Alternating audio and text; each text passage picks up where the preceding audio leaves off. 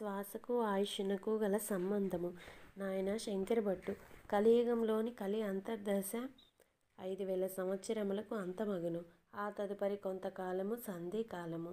ఆ తర్వాత కలియుగంలో సత్యయుగ అంతర్దశ ప్రారంభమగును. మొత్తం 4,32,000 సంవత్సరములు. కలియుగ ప్రమాణమైనను దానిలో కూడా అంతర్దశలు, సూక్ష్మదశలు, విదశలు మొదలైనవి ఉండును. ఇది యోగశాస్త్రము తెలిసిన వారికే సుబోధకమగు విషయము. బ్రహ్మదేవుడు ఒకనికి 120 సంవత్సరముల ఆయుర్దాయమును నిర్ణయించెననుకొనుము. భౌతికముగా వాడు 120 సంవత్సరములు జీవించునని కాదు అర్థము.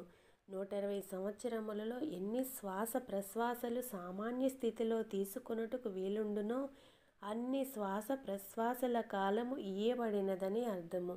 మనశ్శాంచల్యము కలవారు, కోపదారులు, వడివడిగా పరిగెత్తువారు, నిత్యము దిగులుతో జీవించువారు, దుష్ట ప్రవృత్తులను కలవారు తమ యొక్క శ్వాసలను తక్కువ కాలంలో ఖర్చు చేసుకొందురు. అన్నింటికంటేను తక్కువ శ్వాస ప్రశ్వాసలను తీసుకొను రాకాసి తాబేలు 300 సంవత్సరముల వరకు జీవించుచున్నది. అత్యంత చంచల స్వభావము కలిగిన కోతి స్వల్పకాలములోనే మరణించుచున్నది. శ్వాస ప్రశ్వాసలను తీసుకొనుటకు శరీర అవయవ నిర్మాణము కూడా సరియైన స్థితిలో ఉండవలెను. యోగులు గాలిని కుంభించి శ్వాస శరీరాంతర్భాగములందే నడయాడునట్లు చేసెదరు. దీనివలన ఎన్నో శ్వాసలు మిగిలిపోయి వారు ఎక్కువ కాలం జీవించుచున్నారు. మనిషి శరీరములోని జీవాణువులు పరిణామ క్రమమునకు లోనగుచున్నవి. శ్వాసకు ఆయుష్షునకు గల సంబంధం ఇదియే.